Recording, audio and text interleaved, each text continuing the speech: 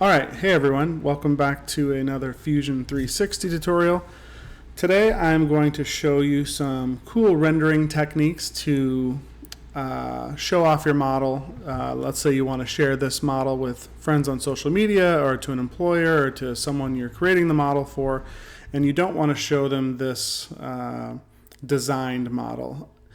Before we jump into the render tab and kind of show you the tricks I want to teach you, I'm going to just show you some basic stuff you can do to make your model look better, just in case you're already not set up this way. The first thing you want to do is go down to this little button here. If you hover over it, it's the display settings, and go to camera. I like to design with perspective and ortho faces option selected. Now let's go to orthographic. If you click on orthographic, and I'm going to click up on the home. This will just kind of home our scene.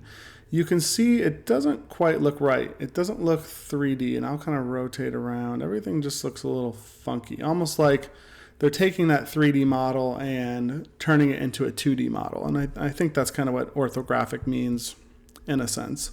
So let's go back to camera and turn on perspective. And with perspective, like the name suggests, everything is in perspective, so it looks nice in 3D. And if you click on like the front view right here, it still looks 3D. You have your rounded edges up top and rounded bottoms. You can kind of see around the side, and that's fine. But a lot of times when you're designing things, you want to see some 2D or flat edges if you want to make changes. So what I like to do is turn my camera to perspective with ortho faces. And what that's going to do is give you this 3D view as you're moving around the object. But if you click on the front view, it turns it into an orthographic view. So now you can see I have a nice flat edge. And now if I want to make changes to some of these sketches or some of the design elements, it's just easier to do. So as I rotate out of this view, you can see it goes back into a 3D view or perspective view. And let's go hit the back button right here. And now when I'm face on, back to orthographic. So that's how I like to set up my camera. One thing you can do to make your model look better without going up to the render tab is go back to the display button and hit visual style and hit shaded.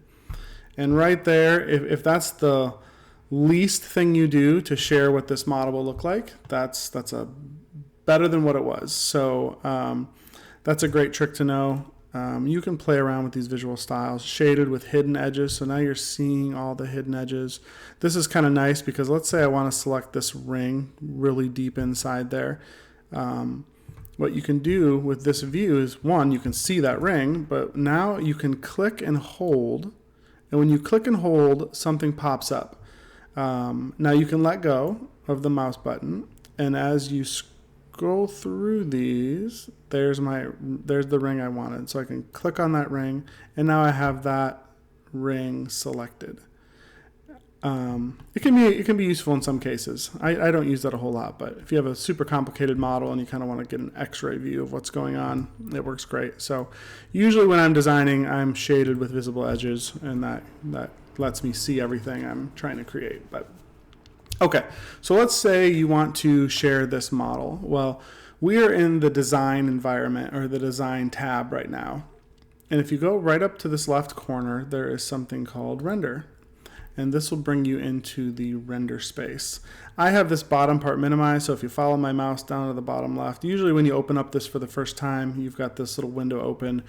When you set up your scene and you're finally ready to click render, and you go through your settings, which I will show here shortly, you'll see a little preview of the render as it's loading. But until I use that, I like to just get this out of the way so I have a bigger screen. Okay, so we're in the render tab. And there's a few things you can do in here. There's a lot you can do in here. You can select the appearance of your model, so select some materials, and then the scene settings, what your scene looks like. So let's go to appearance first. So if you click that, this opens up. And if you weren't in here before, you would basically see a bunch of different types of material. And I already have one selected. This is a plastic textured random, and you'd find this under the plastic tab. So what you're going to do is actually, before I do this, this is the original. So when you are back in your design, and this is what it looks like, go back to render. This is the material it's using, the steel satin. So you click and hold, you click down your left mouse button and drag it over to the body that you want to change. And you can make this material by face or by the whole body. And we'll click that. So now that material is on my model. And if you zoom in, you can see it has this kind of, oh, let's change the setting. You can't see this yet. Okay, I'm going to close out of this. Let's go into scene setting, which is right here. Click on that. And let's change the color to white or gray, I guess. Let's just do white so we can see. And hit OK. And let's scroll in and see if we can see there's my texture. Really subtle. You'll see it better when you render things, but okay. So we want to render this and make this look nice. So there's lots and lots of options here. Obviously, I can't go through everything, but if you want a solid color background, this is where you choose that. Background, solid color, and you can hit apply and change your background to however you want. If you don't want a solid color, you can choose a different selection. That's environment. And environment, when you select environment, you're going to want to go into the environment library. And this is kind of where you choose what your lighting looks like. And right now I have soft light selected. And if you kind of scroll out and then zoom around, you can see the environment. You can see here's that backdrop kind of in the studio. We have a big light up ahead, another big light, and this is what is lighting our model. And if we go back into settings, you can change the position of those lights. So you click this position button and you can rotate how those lights affect your model. And we'll just click on that to get out of it. Not too apparent with the soft light. If we do sharp light, so basically I'm going to click and drag into the scene. Now you can see this long shadow. And it may not line up with the light. This time it does. So there's my shadow and there's my big old light. And I think that might be the only light in this scene. Oh, there's two lights. So we got a big light there and a big light here. And that's what is creating this light, or the light on my model. If we go back to settings and position of that light, now you can see how it rotates around. So usually when I start rendering things to want to see how it's going to look, there's a few ways you can do it. You can just click the render button, and I'll show you that right now. I'll just click render. And it's going to bring up this settings tab or this settings window. And this is where you can change what kind of render you want to do, play around with this, how the quality of the render. Obviously, the farther this goes to the right, the longer that render is going to take. If you have a super fast computer and you are ready to do your final render, you might want to go to excellent. I usually just keep it at final. And a lot of times if it's just being shared to social media, I might even just choose standard. I usually choose local render instead of cloud. Now I'm on the educational license for Fusion 360. I don't know if the free version has the option to do a cloud render. It might not, so you might only have local render available to you. You'll have to check that out yourself. I'm not 100% positive, but basically this render button is what you use when you want to do your final render, and it'll spend a lot of time. And when you click that render button, remember, it's going to show up down here. There'll be a little progress bar that shows you how much time is left and things like that. So, but you can also do an in-canvas render, which is basically a live render. This takes a lot of CPU processing and or GPU. I'm not sure if it uses CPU or GPU, but it's very taxing on your computer. So let's just click it and we'll see what happens. I'm going to hit play. And now you can see it is rendering based on the environment we chose and the material we chose. And if you go down to the right side here, you can see how much time has elapsed. And as this progresses, this render gets better and better. But just look at kind of how bland this looks. It doesn't look great. Like I wouldn't want to share this. So let's hit stop. And there's a few things you can do in the environmental settings, you can change the brightness. So you could maybe change this to 3000. Let's hit close, and let's just do a really quick render again. And you can see that bumped up the light. And that looks better, so you can play around with that. And one thing to keep in mind, you see me doing it right now, as long as I don't click anything or move anything, this will just continue to render as long as you want. You can pause it, or you can go up to the top here and hit stop. But if you want to rotate or move the model, it basically starts over. So keep that in mind. And you know, this might be good enough for you if you just want to see what the model looks like better than the design model in the design tab. So let's hit stop. Now you can go into materials, and this isn't going to be a comprehensive video on how to do all of this rendering. I really just wanted to show you how to create your own lights, which is what I'm showing in the thumbnail of this video. But if you didn't like this black, I'm just going to give you a few extras. You can double click this and turn it to red or whatever color you want, but I'll just keep it up the black or the gray, and I'll hit done.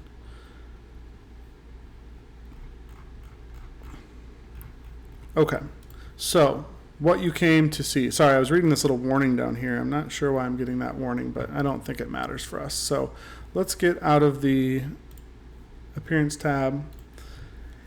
Now I'm going to change this back to a solid color, and I'm going to choose kind of a darker color, and I'm going to hit OK. And remember, we still have that lighting because our environment is still the sharp highlights. And if you didn't want any light coming from this environment, you would just put this down to 0.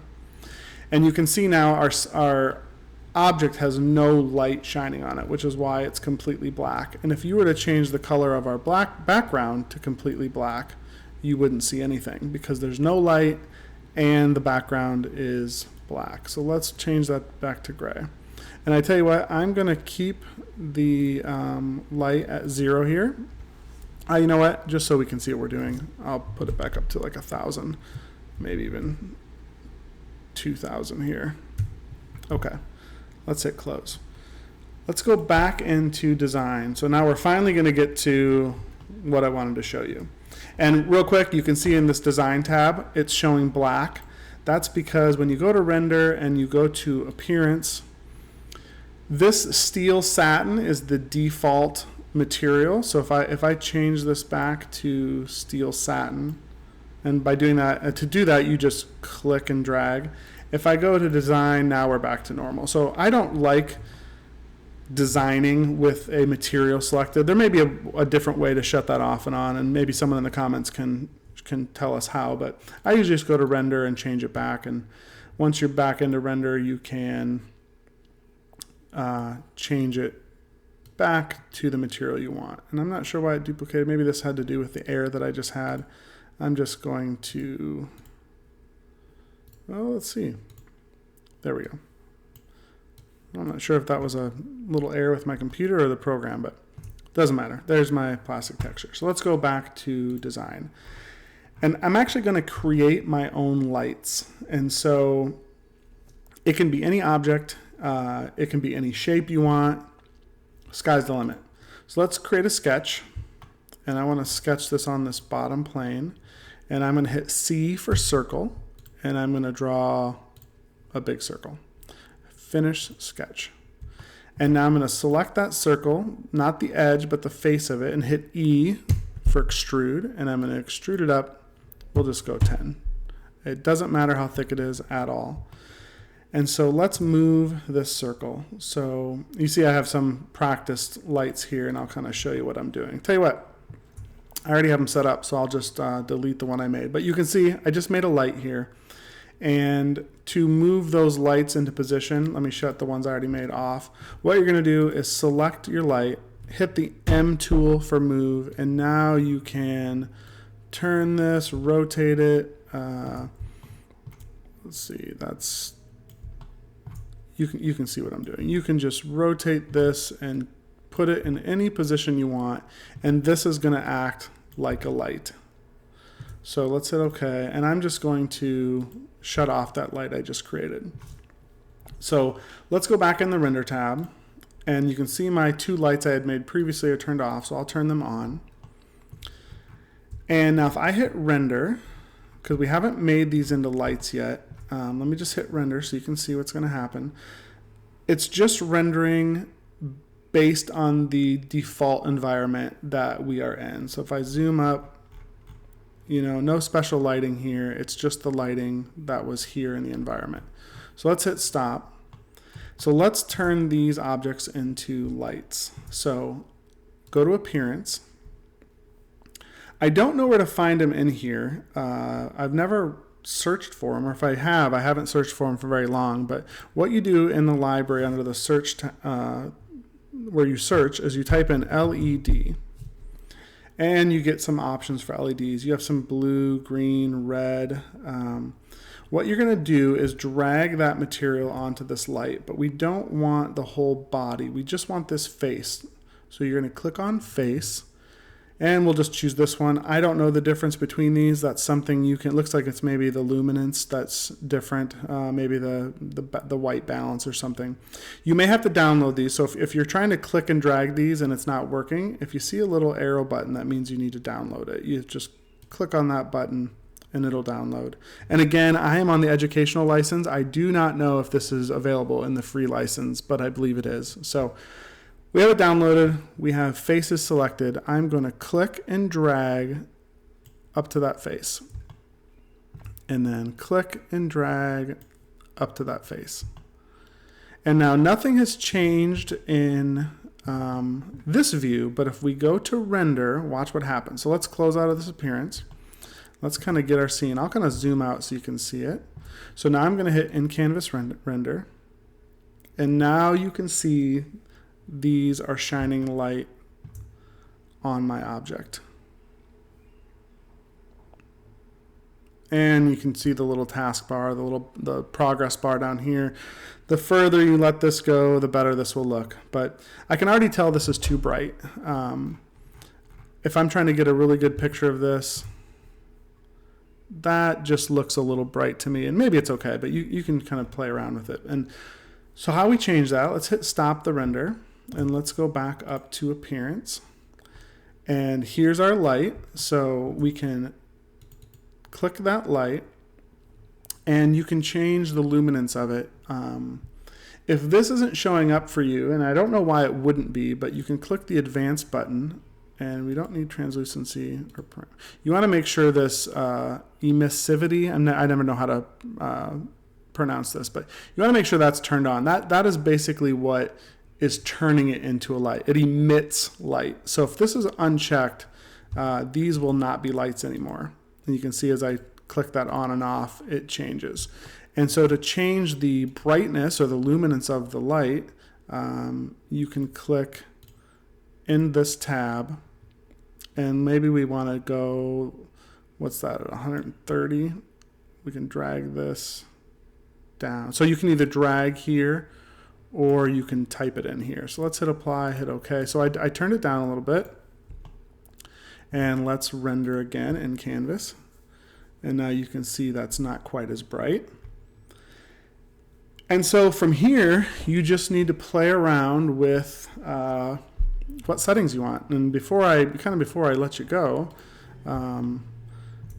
there's a few ways you can affect the light. One, by going into the material and changing that luminance, right? You can drag and make this brighter or less bright. But you can also go back to your design tab. See if my computer crashes. And you can take this light, select the light, and go up to modify scale, and then drag this arrow and make that light bigger or smaller. Obviously, the bigger that light is, the more lights that's going to shine onto it. So let's just hit OK, go back to render. And now you can see that as a huge light. So if I hit play, it's super bright. So you can change how bright that light is by the size of the light and the brightness or the luminance of that light. And so I'm going to shut this big light off. We'll turn this one back on. And again, if you're into photography or you know how to set up lights, you can treat these lights like you're in a studio. You know, you may want a light in the front that's shining on the front face here, and then you might want a light up above that's just pointing straight down, and then maybe a very soft light off to the side. And you can change how bright and large all of those lights are until you get the perfect lighting. And of course, with that, you can change the color of the light. So if we go back to material, and if we type in LED again, you can see we have blue and green and red.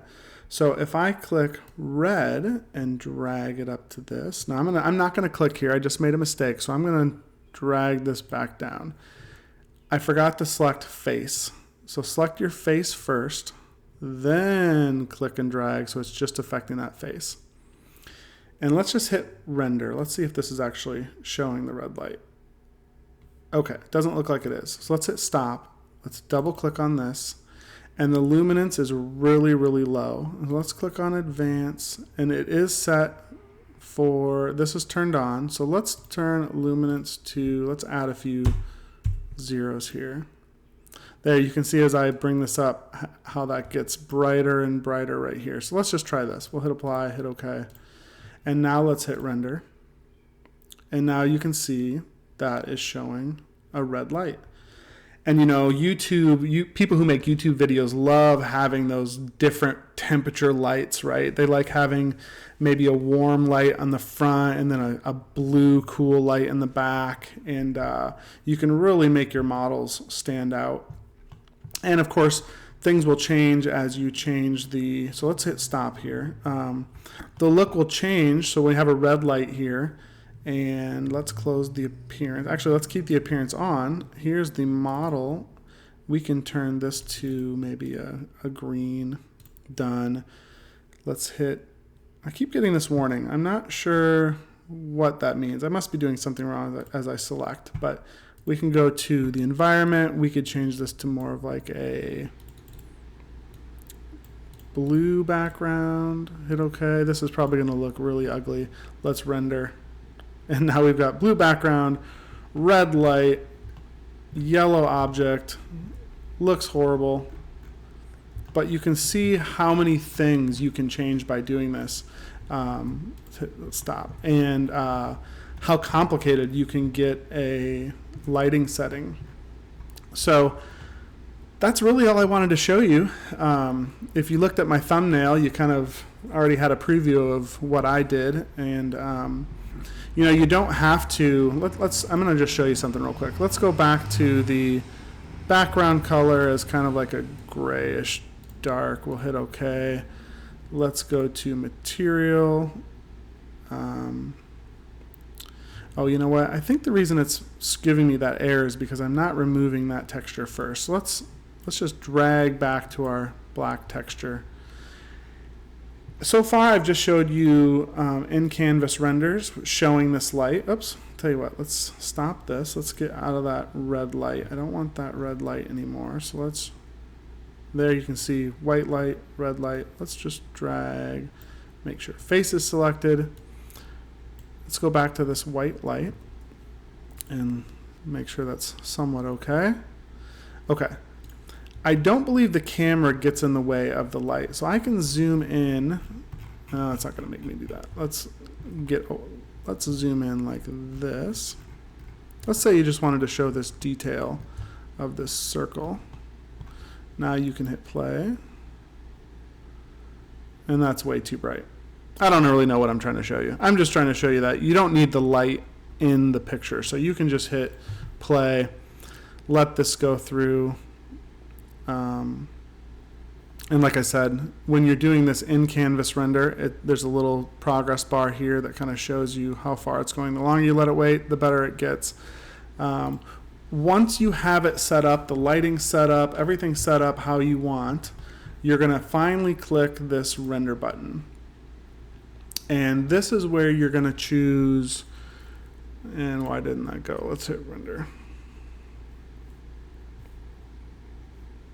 See, this is why unscripted videos sometimes don't go as planned, because now it's not letting me click render, and I don't really know why. Maybe it is my computer. Doesn't matter. You get the gist of it. If once you get your scene set up exactly how you want it, you're going to click this render button and render it fully, and that render is going to show up right down here, and you'll be able to save it to your computer or wherever you want. Anyways, I hope that showed you something. I have the last few videos I've made have been unscripted and kind of messy. I've had a few people in the comments, you got to expect that when you're uploading stuff to YouTube. You have to have kind of some thick skin. I've had some comments, people kind of yelling at me that I shouldn't be teaching other people how to use Fusion 360 when I'm not that great at it, kind of giving me a little jab.